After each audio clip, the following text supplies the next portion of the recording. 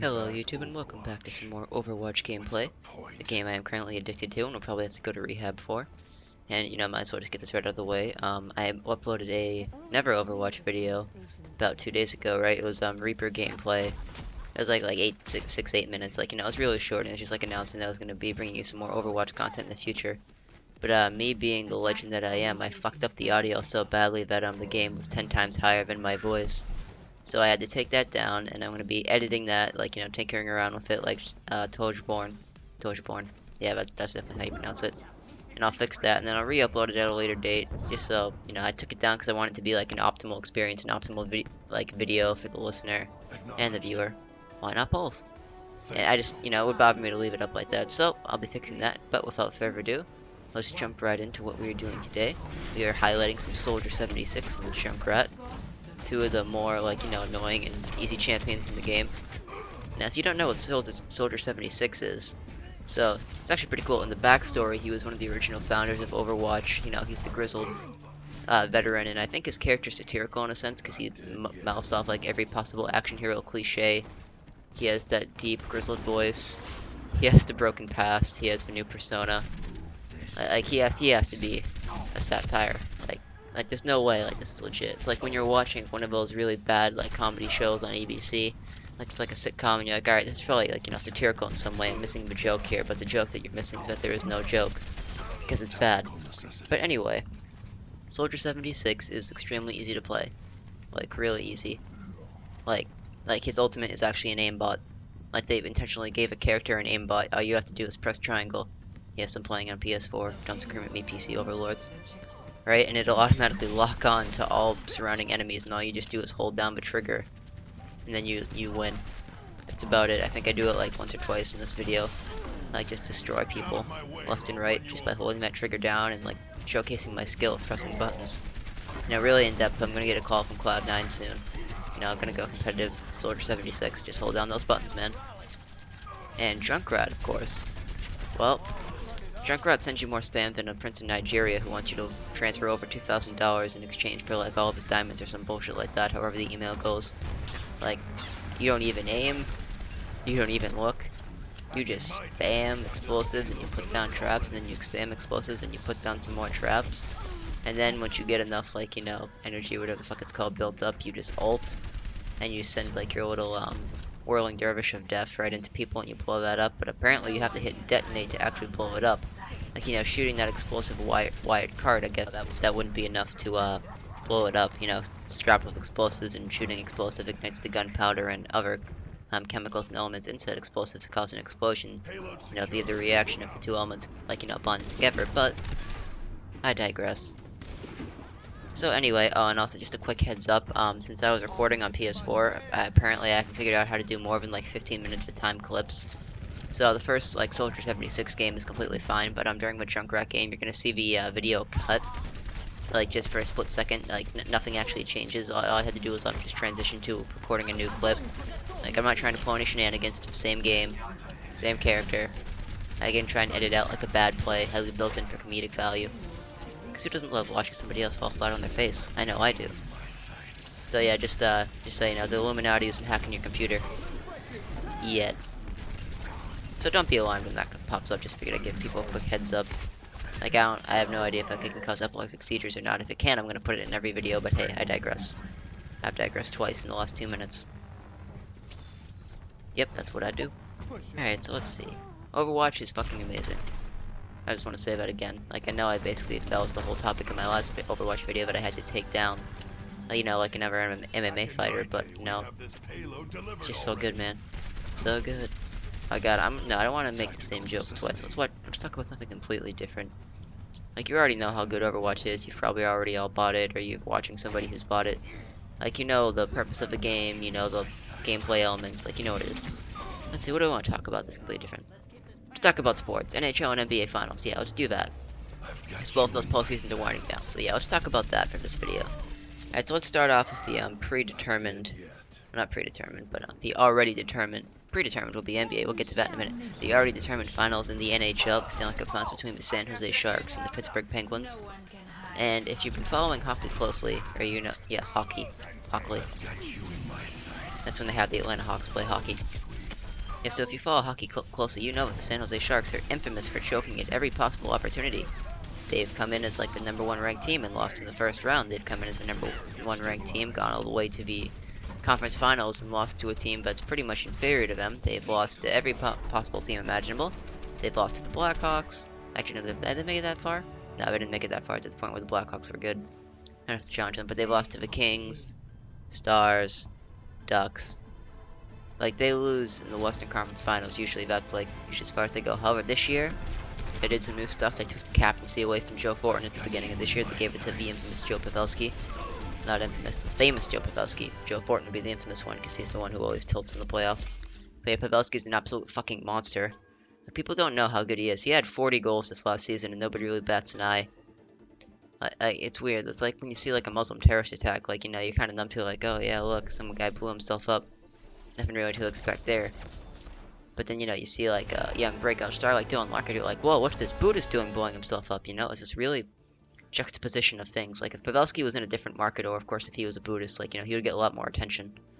So Pavelski's really been carrying them this playoffs. He has fucking 14 goals, which is amazing. Yeah, I think he passed Kucherov since the Lightning got knocked out, so Kucherov can't chase him down anymore. So if they go anywhere, they're going to go there on the back of Pavelski and also young rookie goaltender Martin Jones, who potentially has the most generic name ever, but he's making up for it with stellar goaltending play. And yeah, I hope San Jose wins, not because I dislike Pittsburgh, but just because I'd like to see San Jose actually win a Stanley Cup. Because they've had so many good teams, and they've never been able to get over the hump. Like, if you have 5 minutes, just look through some of their playoff history and look through some of the names on that roster. Like, even if you're not a hockey fan, you'll probably recognize a few of them just from, like, you know, knowing mainstream sports, and you'll realize how much of a travesty, yeah, that's right, I said travesty, how much of a travesty it is that they hadn't won one before now. And also they have Brent Burns, who starred as Chewbacca in Star Wars The Force Awakens last year. So, you know, you have some crossover appeal as well. And on the other side are the Pittsburgh Penguins. Now, the Penguins are also infamous kind of for choking, but not as much as you'd expect. These past few years, they've kind of finished the season quite poorly, and that'll usually carry over the playoffs. Like, some guys will get injured, and that'll pull them apart, or Crosby and Malkin will get injured. And, of course, once Crosby or Malkin go down, things are ripe for the picking. Like, I know one time in the regular season, Crosby went down, and they were able to fight through it, but in the playoffs, it's a whole different animal. However, they were able to keep most of their team healthy. They've had young, another rookie goalie. Oh, yeah. Well, Martin Jones technically isn't a rookie, but he's a playoff rookie. I think he played like 20 games for the Kings. Yeah, or did he play a full season? Yeah, he played a full season, but he was the backup, so he played like 20 games. Yeah, and so Matt Murray is a godsend for the Penguins. Because not only is he like a good goalie, he isn't Marc-Andre Fleury. Marc-Andre Fleury was the Penguins' former starter, has been for about like 8 years now. And his nickname is the Flower, because that's what Fleury means in French. But he's a pretty, you know, ironic and backwards flower, because when the springtime comes with the playoffs, he actually wilts instead of blooming like he should. So that's been a problem for them these past few years. Like, he's fallen apart, except for last year. Last year the offense went out on him, and that wasn't his fault. But yeah, Fleury has not had the best playoff performance, while Murray's been steady as a fucking rock in net. Now I just mean like any rock. Like, I mean like a really big rock, like the rock the Killer Croc would throw at Batman, if you get that reference. Like, big rocks, man. Big rocks.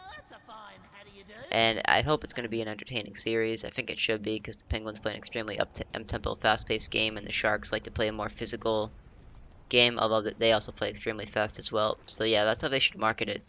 The Stanley Cup Finals, Gotta Go Fast edition, live on NBC. And then they're going to move it to NBC Sports Network to try and convince people to buy cable. But nobody buys cable anymore. So we're going to see how that one works out. And I'm excited. And also, I've seen Phil Kessel redeem himself.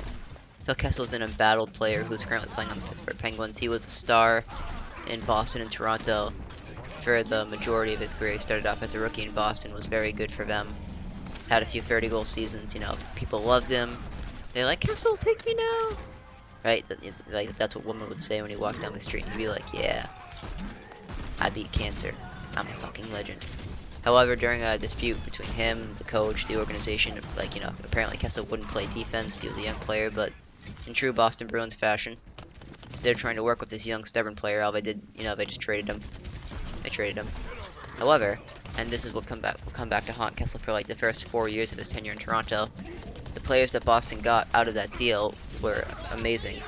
Like, Boston got 3 first-round picks. No, they got 2 first-round picks and a conditional first-round pick, I think. It was like a late first rounder. I forget how that third one worked because the guy who faced the luck and shared night didn't really amount to much. But basically, as a result of the Phil Kessel trade, they got 2 first-round picks that became Dougie Hamilton and Tyler Seguin.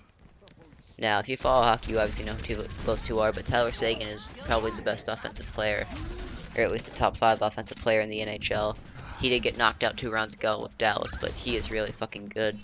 Yeah, Boston traded him as well, so, and Dougie Hamilton, so you may be noticing a trend here, but hey, I ain't trying to hate. And every time Kessel would come back to Boston, like to chant Kessel, and every time Seguin would score, I'd chant thank you, Kessel. So it was pretty contentious. And also the poor bastard, like, if you know about Toronto Maple Leafs hockey, because he played for the Maple Leafs for, like, what, 5 years? Yeah, 5 years. The media up there is fucking ferocious. Like, they are brutal. They are savage.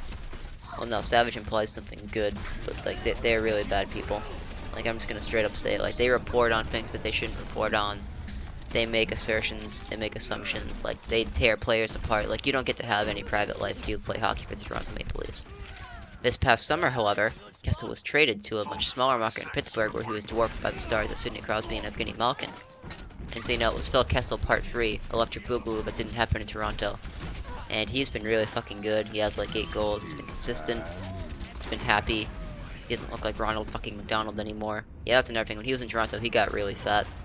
But now he's not fat. Phil Kessel, the biggest loser, trying to become the biggest winner. So I'm pulling for him too. Like, it's a good story. So I'm pumped for that series. Now the other series that's going on in the NBA will be the Cavaliers against the winner of the playoff series between the Warriors and the Thunder. Now the Cavaliers won the East. I just want to talk about that for a second because we all saw it coming. Let's be real here. It doesn't matter who the coach was. It doesn't matter what type of internal drama or bullshit was going on. You know, once the playoffs rolled around, they're just gonna get their shit together, suck it up, pass to each other, and win. Like, they've only lost 2 games this entire playoffs, and they were both to the Raptors, who had a quite good run of their own. They ran up to the conference finals, but they just, in the end, they were no match. Cavaliers actually swept their first 2 opponents, and they're currently tied with an NBA record for the least losses in the post-lockout era. Yeah, it has to be least losses. I think the Bulls won playoffs without losing 2. Yeah, that's exactly what happened. They lost only 1, I believe. It even came out recently in a report that Tyrone Lue, I hope I pronounced that right. I believe it's Lue. When he got called and told them that he was taking over David Blatt's job. David Blatt, of course, was fired when he was 30-11. That's probably never gonna happen again, right? His first words were, "Wow, this is really fucked up." But he got him back there, so that's all that matters. Now for the more interesting of the 2 matchups. Well, I guess more interesting by default because it's still going on. The Warriors Thunder was supposed to be a much better series, and it was. And well, it is. It's really good. You have Draymond Green kicking people, flopping all over the place, kicking up, kicking left, kicking right. Like, Draymond Green is like, he should star in the next Footloose if they make another Footloose, because that's how much dancing he's been doing out there on the court. And of course, Steph Curry is reportedly playing at 70%. Well, not Curry, but the coach, like Steve Kerr, has said, I didn't know he was playing at 70%, but of course, if you coach the Golden State Warriors, you don't actually need to know anything about the team. You just kind of stand there and fulfill the NBA obligation of having a coach while they go out and win the game for you. But the Warriors were very vulnerable coming in, and the Thunder took advantage of that. They took games 2, 3, and 4. No, they took 1, 3, and 4. Yeah, they won the first one in Golden State, and then they won the next 2 in Oklahoma. And people were not expecting this at all. Like, Golden State was supposed to have control throughout most of this series. Like, what I expected was they would just go off back and forth, but Golden State would never be down. Like, you know, it'd be like 1-0 Golden State, then series tied 1-1, then Golden State up 2-1, then series tied 2-2, like, you know, etc. But wow, the Thunder really grabbed them by the balls here. Like, it was really impressive to watch. Durant and Westbrook, they really want to win. Westbrook doesn't want Durant to leave to go to the, you know, greener pastures of the Celtics, the Bulls. I think the Spurs were even interested in him at some point. You know, he wants to keep him there so he doesn't have to be the one-man band again. And honestly, I think they can do it. Like, the Warriors did force Game 6. So if they win that one, then that's going to be really hard to knock out the Warriors in the Oracle. Like, you know, in Oakland. But I don't know, man. Like, I think it's really impressive they've been able to pull off. Like, not as impressive as Stan's you know, mechanics and Guitar Hero, or is that guy who had the viral video of him just flipping the water bottle. Like, not that impressive, but pretty impressive, pretty damn impressive. And just as an aside, like, that series has not been mod, is that a word? That's the word I'm looking for. Oh yeah, dogged. Dogged? Damn it. Doged? Oh, whatever. It hasn't been affected by the bad like refereeing calls that you've been seeing throughout most of this NBA playoffs. And apparently the NBA is decided to piss off fans that the calls go against even more by issuing reports for the last 2 minutes of every game saying what should have been and what should not have been a call. So now, not only do you have to speculate about what would have been different if the call went your way, you know that the call should have gone your way, and you can stay up at night thinking, oh my god, what's different? How could that have changed? Did Dez catch it? Like, you know, like, it's really intense shit. I kind of disagree with that, because, like, people should be allowed to have some closure once their team loses. Not to be straight up like, oh man, in Game 5, they get called for that travel. Since they travel, they don't call anybody for traveling anymore. They got called for that, flagrant. That they shouldn't have been called for. What's going on, man? What if so-and-so was still in the game? Who could have won? How could it have been different? But, you know, because you don't know somebody until you know them, and even when you know them, you may not know them. Rob Dyke right there. And I'm really pumped, well, not as pumped for the NBA than the NHL, but I still think it's going to be really good. I don't want to see a rematch though, so I would like to see Oklahoma City win. Just because if there's a rematch, people are going to be shitting on the NBA for its lack of parity. And parity, like, you don't know, not parody, which is where you make fun of shit like Saturday Night Live does. Parity is quality of outcome. And basically that's why there's a reason why there's a salary cap and all those other things to try and even the spectrum between the large market teams and the small market teams. Like, that's why the NBA offices love the Spurs so much, because the Spurs are extremely small market, they can keep it the larger market. And it makes them look good, because you can see, hey, look at this competition. Don't pay attention to any of the other franchises that have been shit for so many years. In the smaller markets. Don't talk about that. But I'm still excited. I'm still gonna watch a little bit. And even if it is a rematch, I still think it'll be good. I think it'll be much more closer this time. I don't think it'll be LeBron doing his best Allen Iverson impression, trying to carry a broken and decrepit team to a championship. Speaking of Allen Iverson, like, if you haven't seen the documentary on ESPN, 30, it's on Netflix. It's just called Iverson. It's really fucking good. Like, it's good as Overwatch. Like, it's that good. Like, it's a really good in-depth examination of him and his career. And, like, in his prime, he was just a monster. Like, I guess the big thing that sticks out in my mind, he carried a Philadelphia 76ers team that was pretty much trash. He had Mutombo, who was, like, already had one foot out the retirement door. He had one other guy who was a decent defensive player, but didn't score for shit, and that was about it. And Iverson got them to the NBA Finals against Kobe Bryant's Lakers. And they won Game 1 in Los Angeles. And that was it. They got swept after that, but Allen Iverson had like 5, I think. But I don't know, I'm just so impressed by that sport. Let's see. What else is on the Score app?